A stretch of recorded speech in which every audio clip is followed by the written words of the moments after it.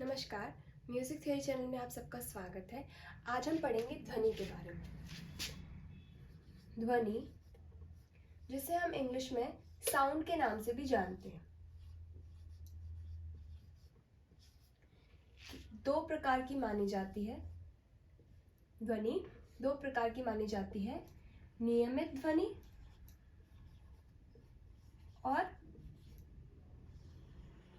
नियमित ध्वनि और अनियमित ध्वनि। अनियमित ध्वनि।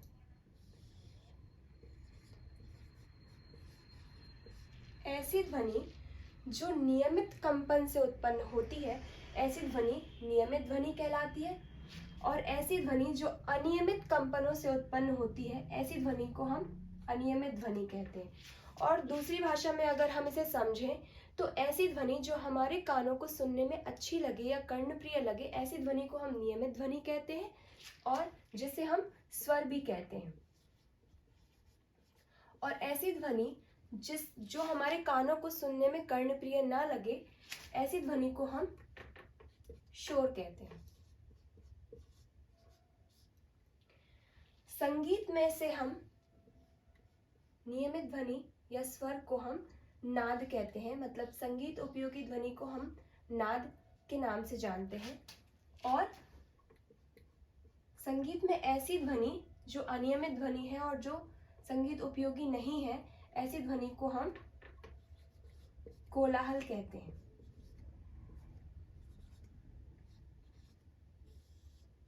अब अगर इसे हम शॉर्ट में समझें तो ध्वनि दो प्रकार की मानी जाती है, नियमित ध्वनि और अनियमित ध्वनि। जो नियमित कंपन से उत्पन्न होती है वह नियमित ध्वनि है, और जो अनियमित कंपन से उत्पन्न होती है वो अनियमित ध्वनि है। नियमित ध्वनि को हम स्वर के नाम से जानते हैं और संगीत में से हम नाद के नाम से जानते हैं। और अनियमित ध्वनि को हम शोर कहते हैं, और जिसे संगीत में हम कोलाहल कहते हैं। अब नाद।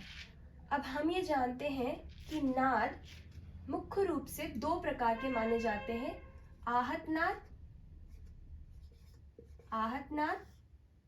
और अनाहत नाद। आहत नाद और अनाहत नाद। आहत नाद जिसे हम आघात द्वारा उत्पन्न करते हैं, और अनाहत नाद वह है जो स्वयं ही उत्पन्न हो, ऐसा नाद अनाहत नाद है। अब संगीत में जो हम प्रयोग करते हैं वो है आहत नाद। अब अगर हम विशेषता देखें तो नाद की पहली विशेषता है तारता। तारता, जिसे हम ऊंचा नीचापन और पिच।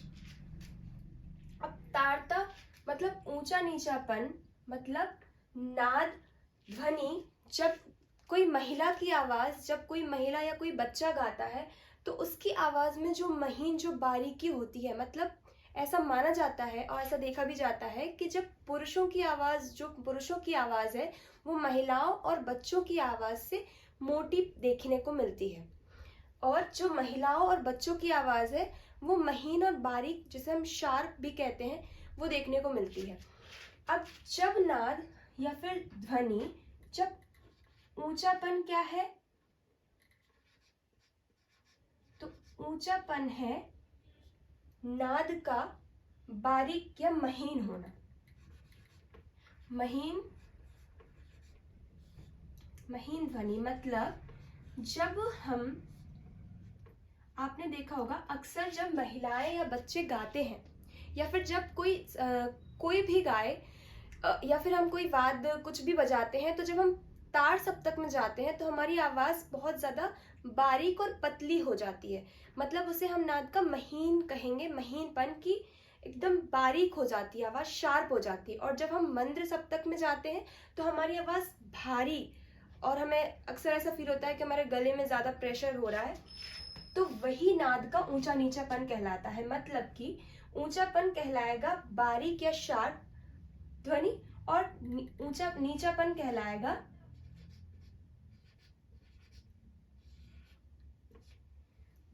आवाज में भारीपन या मोटापन।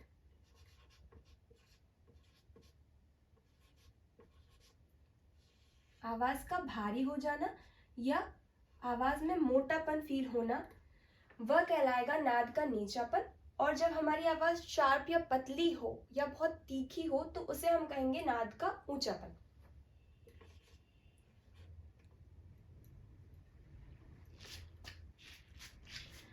आगे हम देखेंगे नेक्स्ट वीडियो में नाद की दूसरी और तीसरी विशेषता, जिसे हम तीव्रता और नाद का गुण या जाति के नाम से जानते हैं।